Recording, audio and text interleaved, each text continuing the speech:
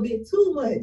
Now, this is a benefit of becoming a member of HHF. You can learn about these things. You know, for the people that's just tuning in, I'm new to your audience, just as HHS is.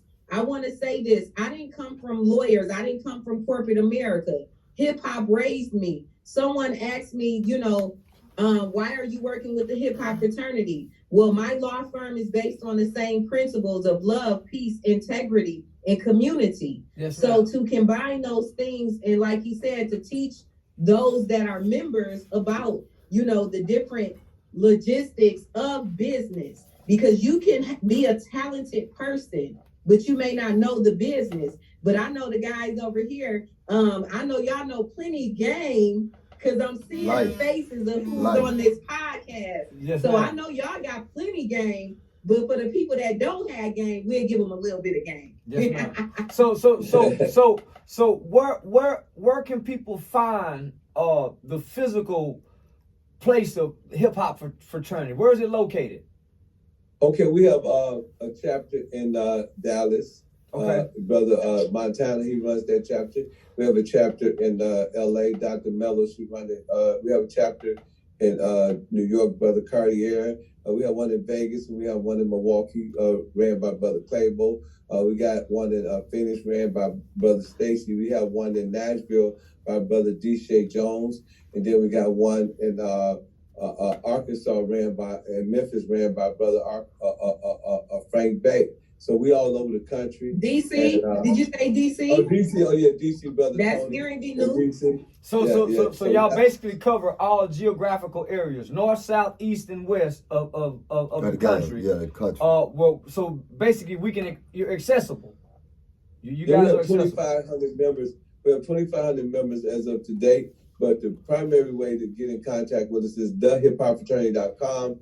That's our social media that we created, so our brothers and sisters can connect with each other, and they can upload videos, they can upload pictures, they can actually get on the chat, they can contact, Ice-T is on my board, a Slide from Maybach Music is on my board, Jack Thriller from thisis50.com is on my board, Mystical on my board, and all these people is on the board, so they can actually contact these people. These people are some of the decision makers in the Hip Hop Fraternity. They are my ambassadors. And, Ice-T did a commercial for us. You can go on the website, you can see the commercial. So a lot of people are engaging in the hip hop community. They really, really, really, really loving what we got going on, because we the first Black think tank in hip hop, which means that, we can compare our notes. So as Sister Tiffany was just enunciating, say, for example, if I'll give you a better example. Puffy and Master P was on a flight from Universal. They was on the same flight. It was about maybe 25 more other artists on there. So Puffy asked Master P how much they charge you for this flight, and Master P said $30,000. He said, well, Puffy said he charged me $30,000. He said, we both get charged the same price for the same flight. Well, that's what Hip Hop Fraternity do. It allows us to compare notes. So we can compare notes. Hey, man, what is publishing? Hey, man, what is this? And like Tiffany said, if you join, then you'll learn these just basic things that you need to know in order to navigate. HHF is a GPS for artists. We get you where you need to go. What about managers? What about the managers? Y'all show managers what to do with their artists and all that as well? Yeah, we have managers, we have HHF management. So when you go, we have classes. Like Monday, we in Atlanta. That's our home base. I forgot to mention Atlanta. So every Monday we meet at Whiskey Teas. On Tuesday we meet at Club Sip. On Friday, we meet at we have customer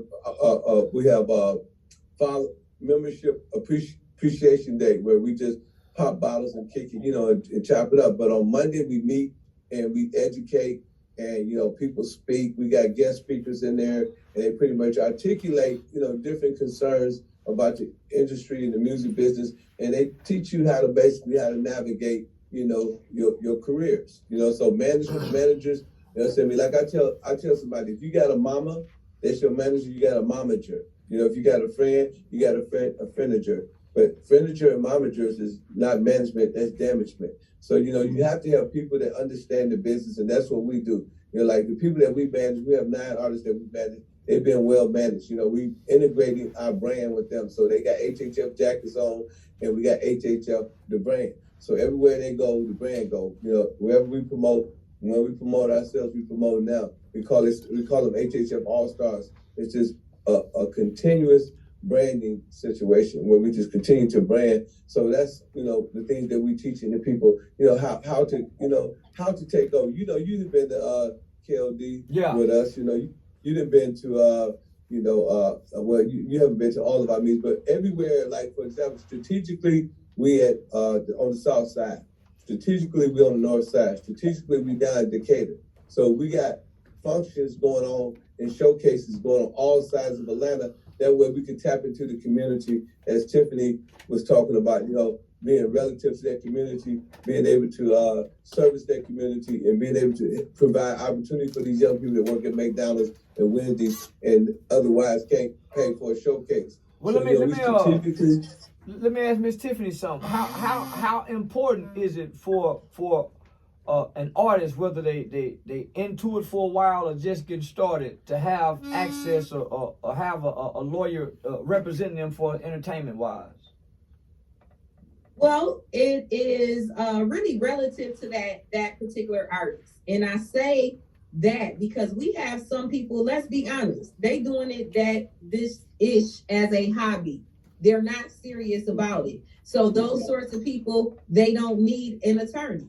If you're serious about business, if you have management, if you have a brand, Monday at our HHF meeting, we talked about branding. So if you actually have a brand that's created around your sound, around your image, whatever, you may want to have an attorney at that point. When you're making deals and negotiations, you may want to have an attorney.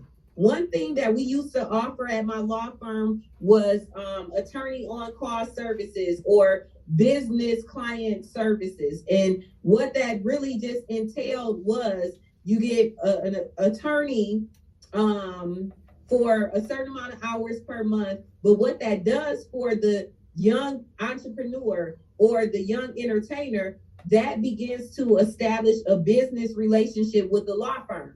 Because oftentimes people wait until a problem arises before they get legal counsel. And that's really the wrong time to say, hey, I need a lawyer. You want to go to someone that you can trust. Well, ways that you develop trust with people, how do we do that in real life? You get to know them. Yep. You communicate with them. You break bread with them. So when people meet me, undefeated attorney, never lost a trial in 13 years, just know you're not going to automatically get a conversation with me. It's processes, it's levels to this shit. Like Meek Mill say, it really is. Yes, ma'am. So, you know, no, I mean, that's real nigga shit. Yeah. Real life. I would say, for most people that are in entertainment, if you are spending 60 or 70% of your time and your income on entertainment, that you need a lawyer. Makes sense. If you're doing it just on the side, part-time, after, you know, your PPP money dry up, you want to be a rapper again, then don't call no lawyer. So what you saying is, if you got any kind of business and you square business about that business, they need to get in contact with y'all so y'all can give them the real game that they need in order to go forward in this hip-hop game, right?